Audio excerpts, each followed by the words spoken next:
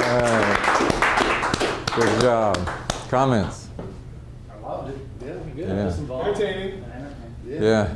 Your enthusiasm was just really infectious. Remember like yesterday. Yeah, exactly. I mean, you could see that. It's what a difference from, you know, just talking about facts or information. You're reliving the event. You remember it. You help us to relive it. That's the power of this kind of thing. Any specifics that you picked up? You're not an guy, so you're a clear your throat guy. Right. Yeah. Yeah. Still got that track watering the carpet. Yeah. Yeah. Yeah, look, that's not gonna stop though. That's just the way he is. Right. See, I don't know like how much I should move back. That's and kind of forth. part of his hand motion. I know. It's kind of his whole Yeah. body. Like, His are body. you, That's just the way he saying, is. like, Yeah. is it? Are you saying like? Are you saying don't move or? No. I'm saying that the question that we have to answer for you is whether the movement was a distraction or not. For me, it was a distraction. I thought You this said it was? case, I say it was a distraction. I thought it added to the energy of the whole thing. Yeah, The yeah. story, running and, you know, I kind Yeah. of thought it added to it. I think that movement does add to the energy. It's just the repetitive nature of the movement and the way, the pattern and so forth. And maybe I'm attuned to that because of what I do and so forth, but it's like there it is again. And when you're able to choose the movement, you can choose a movement that really fits very well with what you're doing. You didn't choose your movement. Your movement came automatically, and it was the same movement pattern that you were doing when you weren't enthusiastic and you weren't telling a story. It's just your movement pattern that happens when you're up here.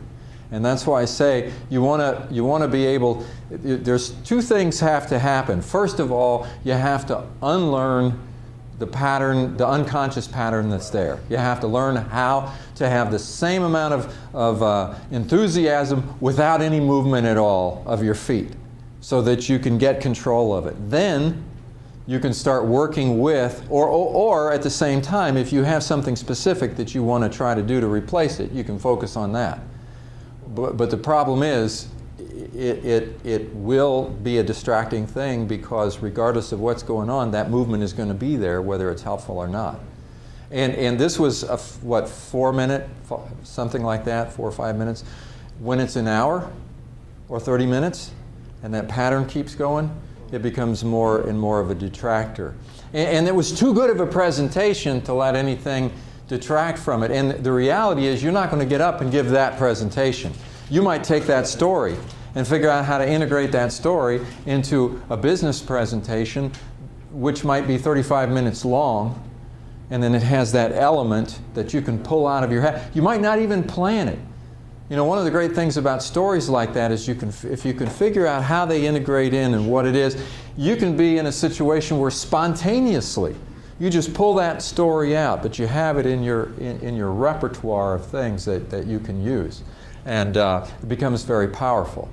But again, you want to focus on unlearning the things or being aware of the things that get in the way. I didn't really see anything else that got in the way but that same thing.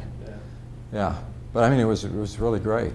Any other suggestions or feelings or experiences that you had based on that? Would it be better to be more deliberate, or more, you know, instead of just moving a little bit, be more deliberate about it? If I have to move, move farther. Yeah, exactly. Like sometimes it's like you might be speaking from here. And then at some point where you're getting very intense in the presentation, you're talking to somebody and you're walking towards them, and that's powerful. It's powerful for the person you're talking to because they're going, what is this guy doing? You know, you're coming right at him. It's powerful for everybody else because they're wondering what's happening. But it's part of what you're doing. And then you stay there and you continue from there. And then each time you do move, you make it sort of an intentional thing that goes along with what you're doing. Then it becomes natural. Right, because I was constantly trying to move a little bit. I mean, I was doing too much. Right. I was trying to move a little bit. I just don't think I was doing it far enough. Yeah. Like I was trying to, you know, make the stage Yeah. smaller almost. I do the same thing, and the thing that really shows me or not is if he's videoing it, Again, you put it on a fast speed like 4x or 6x, and you'll find out, like if you're up there for a half hour, it looks crazy.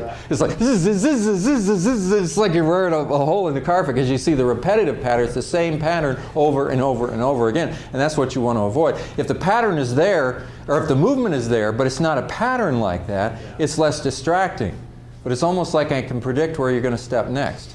You rock back on your feet, and then you come back here like this, and then you're going to go here, and then you're going to go here. Yeah. It's funny to have a kid that has the same problem. Like he just can't sit still in class. Like he just has to move around. Right. Right. Yeah. Yeah. But the great thing is that enthusiasm level that you have, and you brought us into it where we could feel what it was like to be in that situation. That's powerful. That's what we're looking for here.